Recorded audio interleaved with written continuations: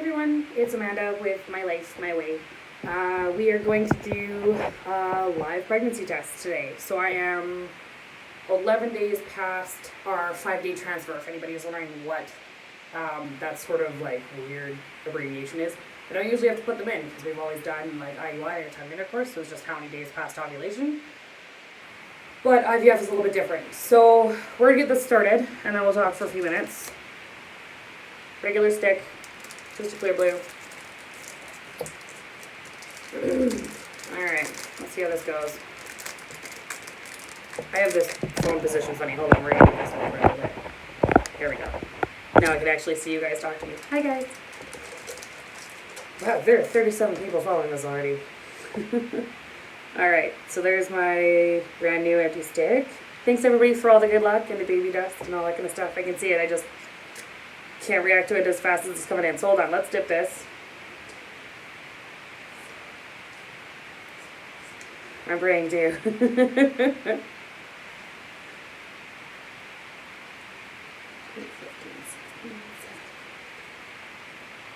Alright, these clear blue ones take a little bit of time. There we go. Should be going across now. You guys see that?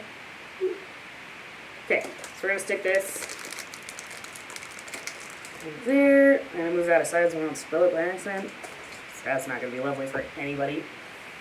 Okay, so a whole lot of you guys have been following me for ages now. We started this channel 3 years ago when we started doing treatments for infertility. Yeah, I can't believe it's been that long. It's been an insane journey. For anybody that's kind of new or hasn't followed along, we did 3 rounds of treatments with letrozole, and we tried an IUI from fresh, IUI from frozen, and the third was a timed intercourse. We got pregnant and then miscarried at 11 weeks. The miscarriage itself was a gong show. It ended in D&C like 2 months later. It was nuts. And then we tried again, and our first month out of the gate we got pregnant, but it was a blighted ovum, and we miscarried at 6 weeks. I think it was actually like 6.5, somewhere along those lines. So, yeah.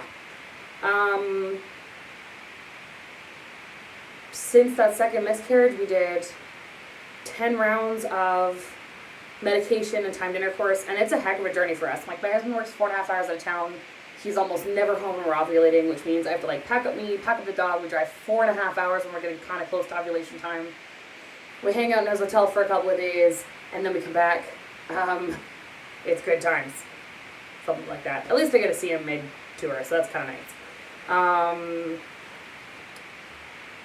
After about like the 8th round, my doctor was like, this isn't working for us anymore. You kind of need to go up to IVF, and we also agreed. We did a couple more just to kind of try it out anyways as we were waiting for the IVF to kind of kick in.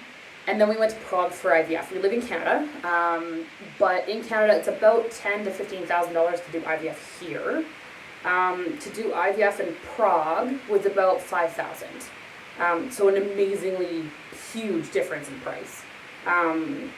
If you go back through my videos and through my Instagram, we went through, we visited Berlin for a week, we took a few days in Dresden, Germany, we went up to Bremen, Germany and visited some family up there that I've never met before. I got to meet my grandmother's sister, which was amazing, and a lot of cousins that I didn't even know I had. So that was really cool. We spent 2 days in Krakow. We actually visited Auschwitz for Remembrance Day, which was extremely heavy, but really, it was really interesting in a heartbreaking way. So I have videos and pictures about that on my Instagram and that kind of stuff. Hi everybody, there's a million messages coming through. If you don't follow me on Instagram, I'm getting_pregnant, PRAGUENANT.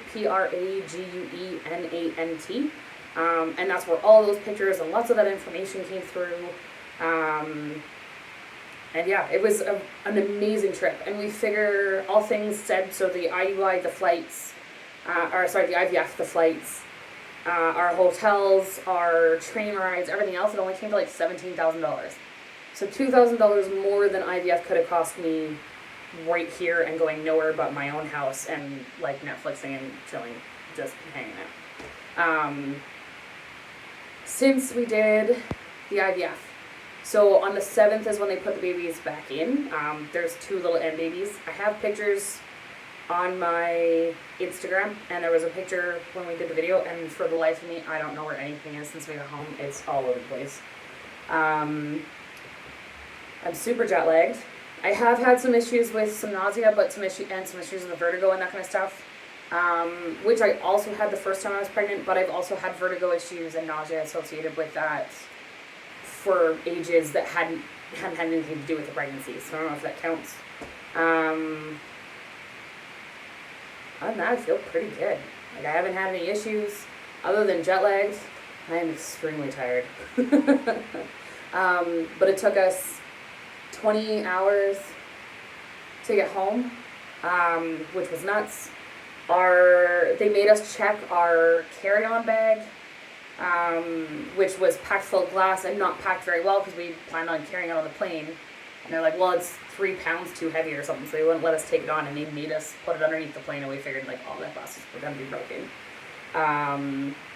And then we got to Calgary, and our flight out of Calgary back to Edmonton, which is where we live, got canceled, and they were going to move us to, like, a plane ride 4 hours from them. And I just about, like, cried all over the poor lady doing the counter. I was so, like, full of hormones and tired. They took me deodorant because it went in the carry-on bag. Like, we had nothing, and I was just dying. So this is actually the first time I'm testing for this round of IVF. Holy cow, from the Netherlands. So I was going to test, like, before we left Europe. There was kind of a bit of a conversation about whether or not we were going to do it. And my husband said no, he didn't want us to test and then be kind of, like, mopey on the way home. And I was like, you know what, that's fair. Like, I can skip the glass of wine on the way home. That wasn't a big deal. Hey, there's somebody else from Edmonton down here. Hi. I know, the suspense is killing me too, guys. I'm just waiting for it to come through. I didn't test too early, partly because we didn't want to be mopey on the plane coming home, partly because I did take, they gave me 2 trigger shots, and I didn't want to get a false positive and get my hopes up. I don't know if any of you guys have gone through infertility, but, like, false positives where you oops and, like, catch the trigger, or the test doesn't work right, or the stupid, first responses in my area have, like, an indent line, so it looks like it's positive until you look at it and realize it's just an indent. Oh, they're awful. So I don't use them at all. So if you're wondering why I'm using Clear Blue and not first response, that's my reason. I just won't even buy them anymore. So,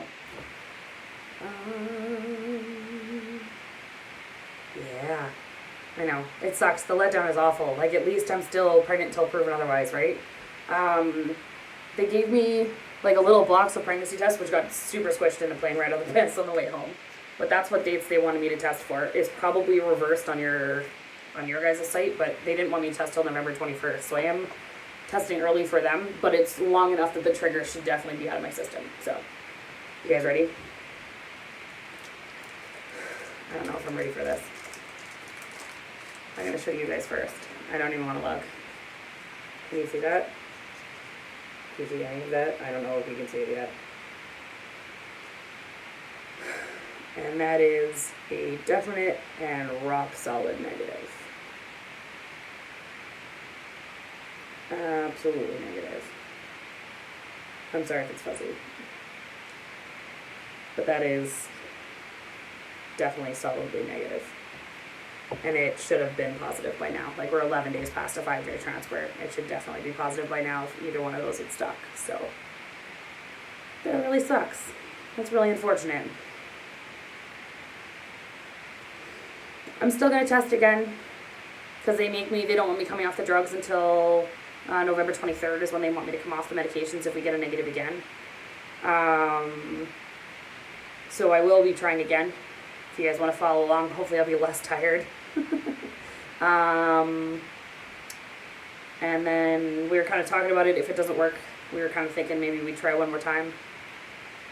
So I guess I'm going to go talk to my husband, and we might end up going back to Prague in the springtime after we've had, like, a decent winter season and we've had some time to get back to work. So that really sucks. If you guys want to help support us fiscally for getting there, I have bath bombs for babies on Facebook. I've been making bath bombs for like 6 months to pay for this round of IVF. And I guess we're going to go back and try again. I'm even going to give my hand to making soap. So, we'll see. I'm sorry, Danny. Me too. Anyways, I think I'm going to go be sad about this for a while by myself. Thanks for following along, guys. Please like and subscribe to the channel so you guys can keep up with us. If you want to follow me on Instagram, we're getting_Pognant, Praguenan. And then we'll go from there. Alright. Bye, guys.